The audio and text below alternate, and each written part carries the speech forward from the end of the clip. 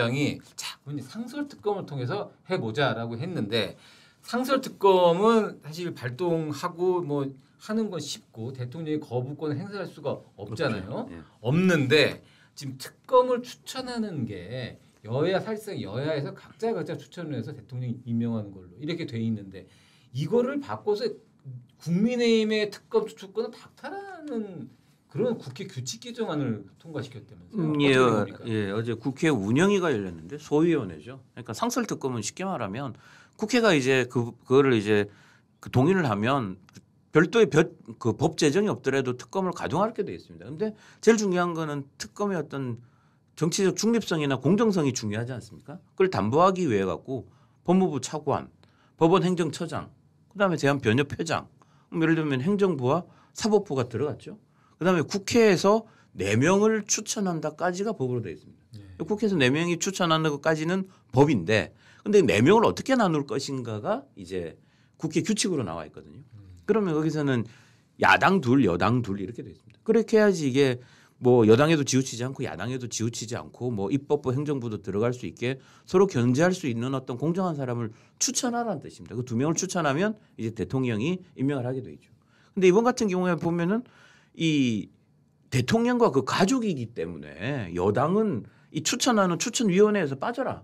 그럼 7명이 되는데 4명 다 야당이 하겠다. 민주당 2명 뭐 지금 조국혁신당 하나 뭐 이래가지고 전부 야당이 하겠다는 건데 그럼 결국은 이 7명 중에 3명이 정부 쪽에 좀 유리하다 치더라도 4명이면 민주당 특검을 하겠다는 거예요. 민주당 특검을 해서 이 그 상설 특검을 가동한 다음에 김 여사 관련 의혹들 중에 몇 개를 뽑아가지고 이제 굴리겠다는 건데, 근데 문제는 이 국회 규칙이라는 거는 대통령이 거부권을 행사할 수 있는 내용이 아닙니다. 법이 아니니까. 그렇죠. 국회 내부의 내규 같은 거지 않습니까?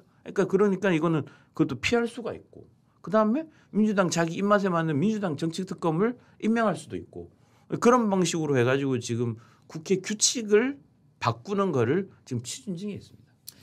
예, 여러분들의 이해를 돕기 위해서 이제 국회 법이 있고요. 그리고 이제 국회 규칙이 있는데 국회 법이나 국회 규칙은 하나는 이제 법률이고 하나는 규칙이지만 쉽게 얘기하면 그렇습니다. 우리가 축구 경기를 할 때 자, 축구 경기 룰을 어떻게 짜자.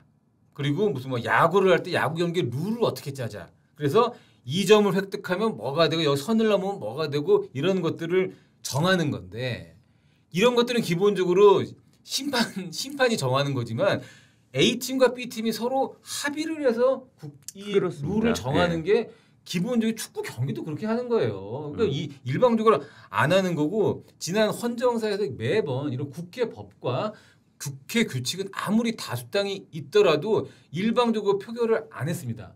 안 했던 게 지금까지 관례였고 국회법에 대한 존중이었는데 이번에 민주당이 워낙 많은 의석을 갖게 되면서 사실 지금 어떤 이런 선을 계속 넘고 있어요.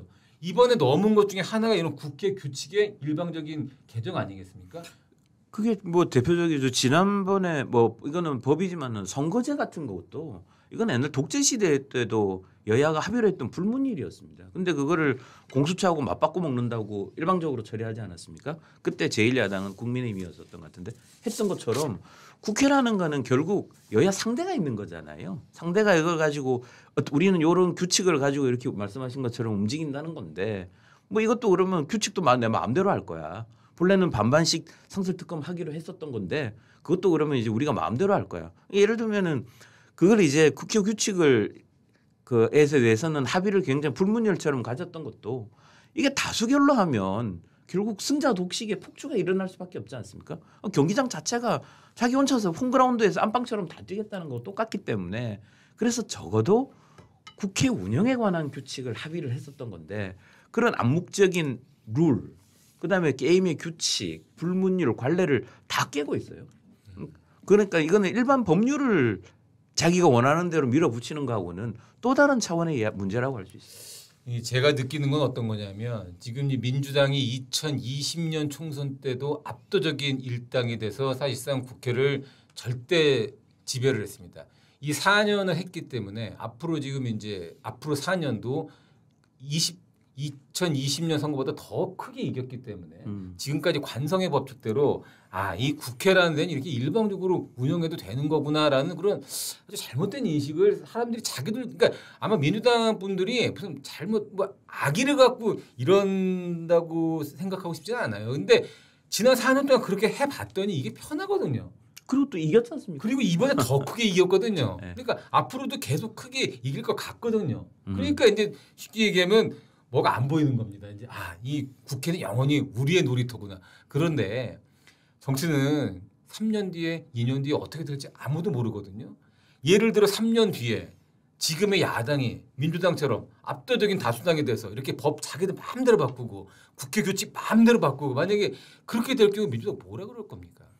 그러니까 조금 이 뭐 영화 대사에 나오죠. 좀 대국적으로 정치를 보면 이렇게 단기간 정말 내일만 보고 사는 정치를 하면 당장은 유리할 줄은 모르겠지만 이게 길게 보면 반드시 부메랑으로 돌아오게 돼 있습니다. 특히 이런 국회 규칙 같은 것들 잘못 흔들게 되면 결국 본인들 누워 침뱉기 형태로 되는 거기 때문에 민주당이 좀 더 신중한 자세로 이런 걸 좀 자제를 해야 나중에 문제가 되지 않을 거라고 생각이 됩니다.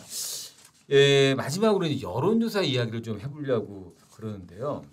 지금 여론조사 이야기가 왜 나오기 시작했냐면 저희 지금 이제 명태균 씨 이야기 때문에 여론조사 이야기가 나온 거예요.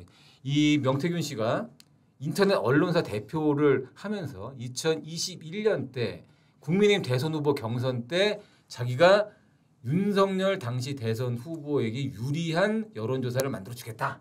뭐 이렇게 얘기를 해서 약간 뭐 이제 전문용어로 마사지 같은 걸 좀 해서 윤석열 후보가 잘 나온 이걸 들고 가가지고 이제 윤석열 후보한테 제공을 해서 선거에 도움이 됐고 그 대가로 뭐 돈을 요구했다가 안 되니까 공천받다. 뭐 이게 이제 명태균 사건의 큰 틀인데 자 이게 100% 팩트냐 이건 모릅니다. 이건 왜냐 검찰이 지금 수사를 하고 있기 때문에 어떤 부분까지가 팩트고 어떤 부분까지가 일방적 주장인지는 가름을 해봐야 되는데 이 여론조사라는 문제, 이 명태균 씨가 여론조사를 근거로 이렇게 소위 좀 뭐라 그래야 되나 이런 거래를 할 수 있었던 근거는 뭐냐면 우리나라 같은 경우에 지금 정당의 후보를 뽑고 그리고 어떤 정당과 후보 단일화를 할 때 제일 정확하지 않은 여론조사라는 툴을 가지고 언제부턴가 하기 시작했어요. 아마 여러분도 다 기억하겠지만 2002년도에 대선 후보를 뽑을 때 노무현 민주당 대선 후보와 정몽준 후보 이 둘 중에 누가 야권의 대선 후보 될 거를 단일화로 여론조사를 뽑았어요. 이러한 전통들이 굳어지면서 지금은 총선 후보, 대선 후보에 반드시 여론조사 조항이 들어갑니다. 그러다 보니 여론조사를 조작하고 싶은 유혹이 당연히 크지 않겠습니까? 그렇기 때문에 우리나라에서는 정치에 있어서 여론조사가 참고 자료가 아니라 여론조사 자체가 정치 일부분으로 와버렸습니다. 김진명 위원, 미국 같은 경우에 이렇게 이 당의 후보를 뽑을 때 여론조사를 우리처럼 이렇게 직접 반영을 합니까? 미국 같은 경우에는 대부분 이제 경선 제도가 여러 가지가 있고 주마다 다르긴 한데요. 그 오픈 프라이머리라고 해서 뭐 누구나 이 당 사람이 아닌 사람도 투표할 수 있는 경우도 있고 아니면은 당에 있는 당원으로 등록한 사람만 투표하는 경우도 있지만 경선 자체가 선관위에서 되게 주 선관위에서 엄격하게 관리되는 편이고 저희처럼 여론조사 수치만 딱 보고 그것도 공신된 기관이 아니라 이제 어떤 특정한 기관 한두 곳의 여론조사만 보고 경선 결과를 정한다는 게 있을 수가 없고 그래서 그런 방식으로 후보를 정하는 관행이 바뀌지 않으면 이게 여론조사 문제가 계속 될 것 같아요.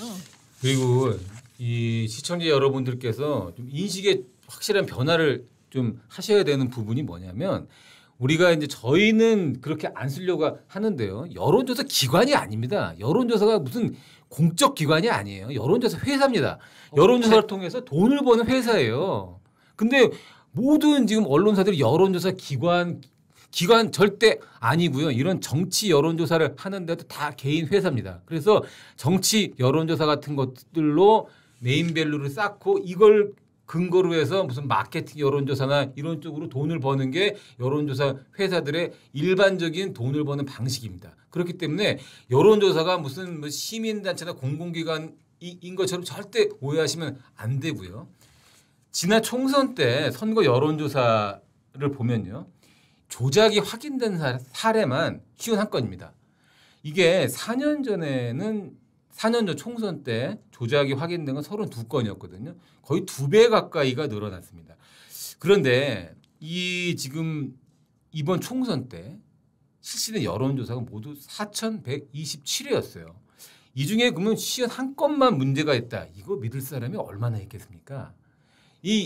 이런 걸 판정을 해내는 데가 지금 선관위의 여론조사 심의위원회인데 여기서 지금 이 제대로 활동을 지금 할 수 있는 역량도 안 되고요. 여러 지금 제도들이 있지만 여론조사들이 언제든지 조작 가능성이 있습니다. 물론 대부분의 여론조사 회사들은 표본수 맞추고 뭐 하고 다 엄격한 기준에 맞춰 하고 있을 거라고 믿고 있습니다. 하지만 이번에 명태균 씨 사례에서 드러난 것처럼 여론조사는 마음만 먹으면 언제든지 조작이 가능하다는 것도 맞는 얘기죠. 얼마 전에 재보궐선거 때 우리 그 유명한 김어준 씨가 운영하는 여론조사 꽃이라는 회사가 있죠. 예, 있습니다. 거기서 조사한 것도 상당히 문제가 됐었는데 어떤 내용이었습니까? 이게 그거죠. 부산 금정에서 구청장을 뽑는데 이 선거하기 이제 실제 찍기 한 일주일 전쯤에는 그 김원신 씨 회사에서는 그 민주당 후보가 3%좀 앞서는 걸로 나왔어요. 그렇습니다. 근데 까놓고 보니까는 22% 포인트로 국민의힘이 이겼거든요. 그럼 이게는 거의 점치는 것 수준입니다. 예를 들면은 그 당시 일주일 동안 있었던 그 악재라고 한다면 김건희 여사 이야기에 명태균 이런 게 쌓인 국민의힘이 더 나빴으면 나빴지. 그게 뭐 민주당보다 뭐 더 좋을 일이 없었던데도 그만큼 차이가 나는 거잖아요. 여론조사라고 하는 게 결국은 표본을 얼마나 정확하게 하느냐. 과학이라는 거 보면 숫자지 않습니까? 근데 숫자인데 뭐 예를 들면 연령대별로 맞춰야 되는데 연령대별로 맞춰야 되는데 안 맞으면은 그걸 보정할 수가 있잖아요. 그 보정값이 있는데 그걸 곱하기 0.7에서 1.5까지 하는 게 이제 허용이 돼요. 근데 이거는 공포용일 경우에 그렇습니다. 공포용의 여론조사일 경우에는 그래도 규칙들이 있어요. 이게 뭐 열심히 해서 이렇게 내주는 규칙들이 있고 그걸 맞추지 않으면 그게 이제 불법 소지가 있는 거고 고발이 되는 건데 문제는 그 안에서 돌려보는 비공표용이 있거든요. 여기에 대해서는 처벌 규정도 없어요. 자기들끼리 알아보기 위해서 했다고 하는 뭐 이야기를 꺼내는 거니까. 이번 명태균 씨 사례가 그런 거죠. 지금 대부분 다 그거는 비공표용입니다. 비공표용이니까는 이게 여론 조작이다. 내부적으로는 조작이지만이라고 이야기할 수 있을지 모르겠지만 이걸 처벌할 수 있는 건 없어요. 비공포용이기 때문이에요. 근데 이 지금 열심히 해서 추진하는 거는 비공포용도 이런 보정값을 마음대로 곱하거나 그다음 쉽게 말해서 뭐 물타기니 뭐 이런 것들 있지 않습니까? 예를 들면 유리한 포분을 막 더 집어넣어 가지고 이제 한쪽 특정을 유리하게 만들거나 이게 왜냐하면 비공포용이지만은 돌리면서 이거를 여론을 한쪽으로 몰아가는데 이용할 수가 있거든요. 야, 우리가 비공표용으로 돌려봤더니 누가 1등이라 하더라. 그러니까 당신들도 이렇게 보니까는 그런 거니 이쪽으로 좀 몰리는 게 맞다라는 식으로 요즘에는 뭐 SNS나 이런 게 굉장히 발달해 있잖아요. 그러니까 거기서 비공표용이라고 했다는 것도 SNS로 쫙 뿌려버리면 사실상 지지자들 사이에서는 공표용하고 똑같은 효과를 가지게 됩니다. 그래서 아마 비공표용에 대한 어떤 규제나 이런 거를 강화할 필요가 하나가 더 있고요. 본래는 여심위에는 여론조사 전에 이렇게 사전 우리가 어떻게 하겠다는 걸 알려야 돼요. 알려야지 이게 되는데 물론 예외가 있습니다. 예를 들면 큰 언론사나 정당 같은 경우에는 괜찮아요.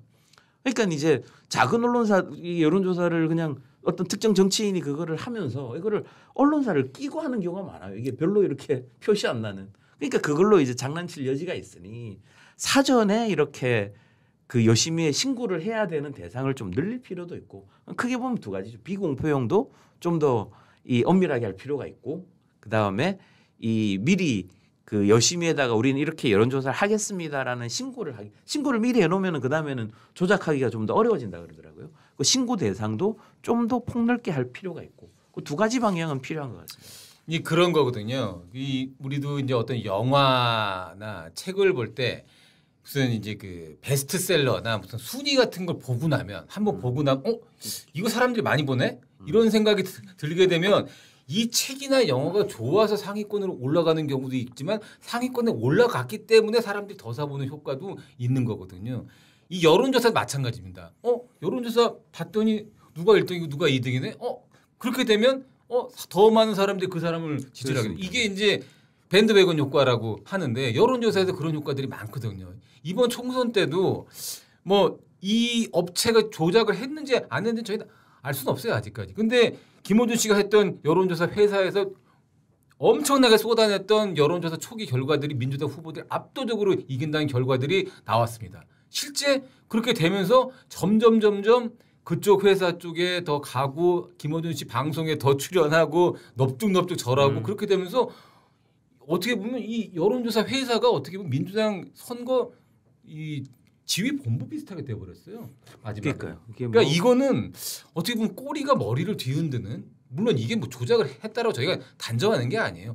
이런 외국에서는 정당 문화가 제대로 된 국가에서는 볼 수 없는 이상한 여론조사 업체가 오히려 갑질이 되는 건데 물론 그런 전제는 있습니다. 여론 총선 때나 대선 때 개표 방송 혹시 보셨죠? 출구조사. 이건 왜 정확하냐? 엄청나게 정확하거든요. 그거는 물건으로 따지면 내가 10원 주고 산 물건과 1,000만 원을 주고 산 물건 그런 차이입니다. 지금 우리가 문제가 되는 이런 지금 이 날림 여론조사들 이거는 거의 한 100원짜리 여론조사거든요. 지금 명태균 씨 돈도 못 받았다는 거 아니에요? 근데 출구조사 같은 거는 방송사나 이런 데서 돈을 엄청나게 줍니다. 그리고 이 여론조사 회사 틀리면 여론조사 회사 이름에 먹칠이거든요. 그러니까 제대로 합니다. 그렇기 때문에 이런 여론 조작으로 불리는 여론조사에 대해서 지금 검찰이 명태균 씨뿐만이 아니라 여야 두루두루 지금 문제가 되고 있는 이번 여론조사 문제에 대해서는 정말 근본적인 원인이 뭔지에 대해서 수사를 해야 되고요. 제대로 여론조사를 하고 있는 회사들을 더 격려하고 잘 되게 하기 위해서는 여론조사를 하는 데는 그만한 돈을 내야 된다는 거. 이 사안들을 제가 강조하고 싶었던 겁니다. 여론조사 회사 전부 다가 문제가 있다는 얘기가 아니에요. 그렇기 때문에 이번에 명태균 씨 사건을 계기로 검찰이 여론 조작에 가까운 여론조사를 하는 잘못된 회사들을 좀 골라내고 우리 국민들이 여론조사에 휘둘리는 게 아니라 여론조사를 참고자료로 제대로 활용할 수 있는 정치 풍토를 만들도록 해야 될 것 같습니다. 안영희 논설위원 일단요. 뭐 다른 게 아니고요. 이 시정연설이란 말이 좀 낯선데요. 뭐 시정연설이라고 하는 게 보통 뭐 시에서 하는 뭐 시정 이런 연설은 아닌 거죠. 무슨 의미입니까? 시정연설이. 시 뭐 베풀 시자 정책을 쓰던데요. 정책에 관해서 정책을 시행하는 것에 관한 연설이라는 뜻일 겁니다. 보통 이 국회 그 예산 시즌이 넘어가면 내년도 국회 예산이 지금 국회에서 통과시켜야 될 예산이 정부 예산안이 한 677조 원이 넘습니다. 그렇죠. 여기에 대해서 굉장히 큰 돈이니까 행정부 수반이 직접 나가가지고 이 얼마다 이걸 어디에 중점적으로 쓰려고 한다. 그러면은 국민의 생활이 어떻게 나아진다. 그러니 어떤 것들을 하려고 하니까 뭐 여당이든 야당이든 지원을 해주고 국민 여러분들께서도 이 어떤 것에 대해서 필요한 게 있으면 필요한 어떤 것을 드릴 테니 거기에 대해서 지지를 해달라라고 이 협조를 구하고 행정부 수반이 어떻게 예산을 쓸지를 구체적으로 설명하는 자리인 거죠. 그렇습니다.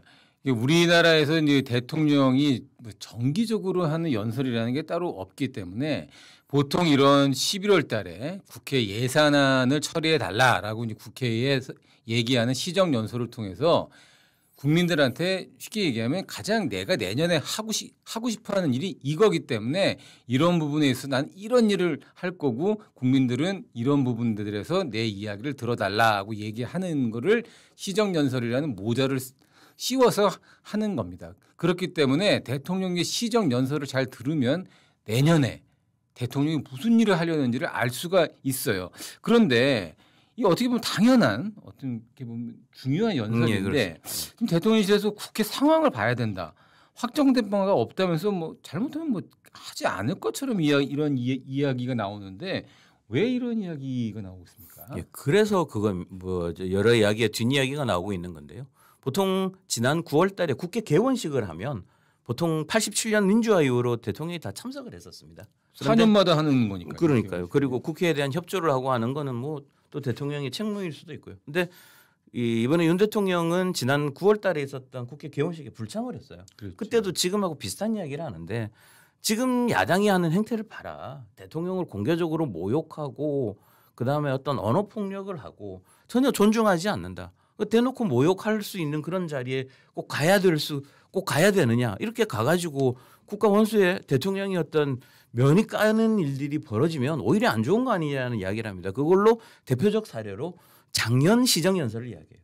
작년 시정연설을 이야기했는데 보통은 대통령이 들어오면 뭐 박수를 치고까지 이렇게까지는 안 하더라도 악수를 요청을 하면 뭐 악수를 하고 하는 게 보통 뭐 누구라도 이거는 보통 상례라고 볼 수 있는데 작년 시정연설 때는 야당 일부는 노룩 악수 이런 거래요. 눈도 안 마주치고 돌리거나 또 어떤 분은 이제 그만 물러나라는 이야기도 면전히 합니다. 이거는 보통 이렇게 서로 간의 예의를 지킬 때도 하기가 어려운 이야기들인데요. 그게 이제 대통령이 직접 하는 시정연설에서 있었기 때문에 그런 우려 때문에 이 지난 9월 달에 국회 개원식에도 대통령 불참을 했고 그리고 11월 초에 곧 있을 이 시정연설에서도 이거 꼭 가야 되느냐 이런 야당의 이런 대접과 푸대접과 냉대나 어떤 모욕까지도 우려되는데 여기 가가지고 대통령이 어떤 폐악질 같은 경우를 당하는 거를 이렇게 공개되는 거를 해야 되느냐라는 그런 분위기가 뭐 강하다고 합니다.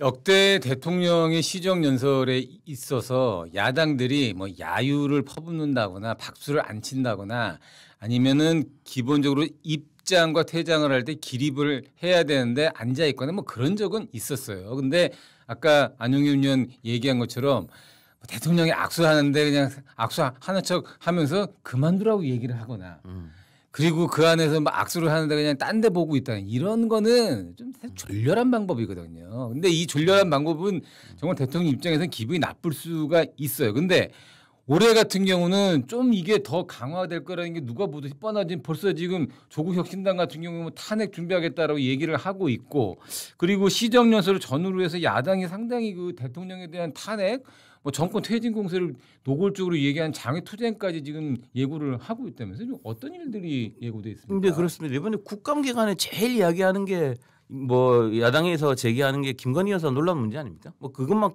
논란이나 의혹을 제기하는데 끝내지 않고 동행명령장을 발부해가지고 직접 민주당 의원들이 쉽게 말하면은 대통령 부인 잡으러 가는 것까지 했었어요. 이거는 모욕주기죠. 이건 뭐 그렇죠. 누구한테 민주당 의원들한테 잡혀가야 된다는 무슨 모욕주기 같은 그런 거고. 그다음에 뭐 당의 입장은 아니라고 하면서도 민주당 주요 당직자나 이런 최고위원분들이 뭐 대통령 탄핵 정권 퇴진을 그냥 공공연히 이야기합니다. 그냥 뭐 어떤 위협이라든지 잘하라는 뜻이 아니라 구체적으로 액션까지 들어가겠다는 데도 있고요. 그리고 4일이 시정연설인데 2일이 아마 주말일 겁니다. 이때 보면 김건희 여사 규탄 대회라는 이름으로 지금 대규모 장외투쟁도 지금 예고하고 있습니다. 그러면 이런 흐름과 맥락을 봤을 때 쉽게 말하면 4일날 어떤 봉변이나 어떤 황당한 일이 벌어지지 않을까라는 대통령실의 우려가 아예 근거가 없는 건 아닙니다. 그렇죠. 그러나 그럼에도 불구하고라는 이야기를 할 수밖에 없습니다. 김시열 의원, 김민철 의원도 국회 출입을 오래 했지만 이 정도로 야당이 괄시를 하고 인간적 모멸감을 주면 대통령이 국회 시정연설 안 나가도 되는 거 아니에요? 그러면 안 되겠죠. 그 시정연설이라는 게 대통령이 그 권리이기도 하고 의무이기도 한 거거든요. 그러니까 내년에 그 국민이 주는 세금을 가지고 어디 어떻게 쓰겠다라고 이제 알릴 의무가 있는데 뭐 사실 좀 뭐 야유하거나 뭐 그런 종류의 것들은 좀 부차적인 거 아닙니까? 핵심은 이제 국민을 상대로 해서 그 어떤 일을 할 테니까 좀 어떻게 도와달라, 국회는 좀 어떻게 해달라 이런 걸 말하는 게 본질이고 나머지 뭐 야유랄지 뭐 좀 이런 것들은 부차적인 거니까 좀 참고 하시는 게 나은 거 아닌가요? 안영현 의원 생각은 어떻습니까? 이게 그렇습니다. 국회 시정연설 대통령이 국회에서 연설한다는 거는 이게 야당 의원만 보고 아니면은 거기 앉아 있는 여당 의원을 보고 이야기하는 게 아닙니다. 국민을 보고 이야기하는 거거든요. 그러니까 듣고 자기분이 직접 설득하고 싶은 대상은 국민입니다. 형식이 뭐 기자회견이 아니라 국회 미니 정당 뭐 거창하게 말하면 그런 건데요. 국회에서 그걸 이야기하는 겁니다. 그러니 직접 국민에게 설득할 필요가 있다라는 이유가 하나가 있고요. 그러니까 역대 대통령분들도 보면 냉대가 다 예상이 돼 있습니다. 노무현 대통령 같은 경우에는 그때 측근 비리 뭐 수사나 사건이 복잡할 때입니다. 그때 가가지고 야 나 신임하지 않을 것 같으면 재신임 국민투표하자는 걸로 이렇게 그거를 돌연 던지기도 하고 그러니까 자기가 생각한 어떤 정치적인 그다음에 어떤 제안할 수 있는 무대도 됩니다. 이명박 대통령 같은 경우에는 이게 무슨 광우병 광풍 때문에 난린데도 뭐 가면은 그 욕 듣고 뭐 할 걸 뻔히 알죠. 거기 가가지고도 그래도 규제 개혁과 녹색 성장을 이야기하는 게 그게 뭐 대통령이다. 이게 행정부만 알고 우리 헌법에는 대통령을 그 국가 원수로 규정하고 있는 대목이 있습니다. 행정부 수반만이 아니라 국가 원수라는 거는 이런 정파나 이런 거를 넘어가지고 뭔가 통합하라.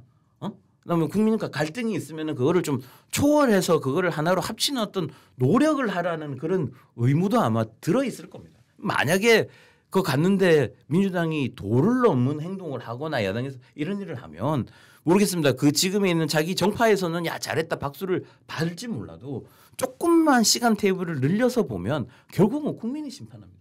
이런 게 모든 선거나 이런 데 보면은 우리 국민들은 현명했고 상식에 근거해서 결정을 하지 않습니까? 결국 그거는 부메랑으로 돌아오기 때문에 그런 이야기들을 자꾸 꺼내면서 대통령이 시장 연설 안 한다고 하면 야 오히려 협량한 거 아니냐 속 좁은 거 아니냐 이런 비판을 자초할 우려도 있습니다. 사실 이런 국회에서의 대통령의 연설과 의회 국회의원들의 어떤 비아냥, 조롱 이런 것들이 우리만 있는 줄 알았더니 그 트럼프 대통령 집권 시기에 미국에서 낸시 펠로시라고 오랫동안 그 국회의원을 했던 고령의 그 여성 국회의원이 있습니다. 이 사람이 얼마나 트럼프 대통령이 미웠으면 의장석에서 대통령이 연설하는데 박수를 치는데 이렇게 박수를 칩니다. 이렇게 박수를 치면서 인간적인 모멸감을 주는데도 트럼프 대통령은 꿋꿋하게 자기 연설을 했단 말이죠. 사실 우리가 지금 국회에서 대통령 연설을 할 때 국회의원들이 앞에다 팻말 세우고 뭐 이런 시위하지 이거 다 불법입니다. 이거 국회에서는 어떤 식의 피켓팅도 할 수가 없어요. 근데 법을 제일 잘 지켜야 되는 국회의원들이 이런 것부터 지금 어기면서 대통령에게 조롱을 하더라도 대통령은 국회에 나와서 시정연설을 하는 게 맞습니다. 맞고 사실 모르겠어요. 우리가 우리 기억에 대통령의 연설이 국민들에게 감동을 줬던 게 제 기억에는 30년 내에 뭐 별로 특별한 기억이 없었는데 이런 악조건을 뚫고라도 국민들에게 고개를 끄덕일 수 있는 내용과 어떤 진심의 내용을 담는다면 국회의원들이 아무리 소리를 지르고 아무리 난리를 치고 아무리 무례한 행동을 하더라도 국민들에게 그 마음이 전달이 됩니다. 윤석열 대통령은 지금 위기지만 이런 시정연설의 기회를 삼아야 돼요. 그러니까 그 아마 본인이 그만큼 고민을 하고 연설문을 쓰면 훌륭한 연설은 말이죠. 말을 훌륭하게 잘해서가 아니에요. 그 내용을 얼마나 진실하게 전달하느냐에 따라서 사람의 마음을 움직일 수가 있습니다. 그렇기 때문에 지금 대통령실이 아마 좀 예의를 지켜라, 뭐 국회에서 불상사가 벌어질 수 있다 이렇게 얘기하는 거는 아마 좋은 시정연설을 하기 위해서 지금 아마 이렇게 블러프를 하고 있는 게 아니냐라고 저희들도 믿고 이번 11월 4일 날 윤 대통령이 정말 지금의 위기를 돌파할 수 있고 게다가 지금 북한이 러시아에 파병을 한 이 중요 국면에서 국민들이 궁금해하는 것도 되게 많아요. 그러니까 대통령이 직접 이 상황에 어떤 걸 설명을 하는 좋은 시정연설을 기대하고 우리 야당도 로텐도홀 같은 데에서는 할 수 있다고 봐요. 근데 국회 본회의장 안에 피켓팅 대회 뭐 하는 겁니까? 이거 이제 유치한 거니까 하지 말고 그리고 아무리 좋건 싫건 대통령이 들어오고 나갈 땐 최소한 예의를 지켜줘야 그렇게 예의를 안 지키게 되면 누워 침뱉게요. 국회의원들도 좀 다른 모습 기대하도록 하겠습니다.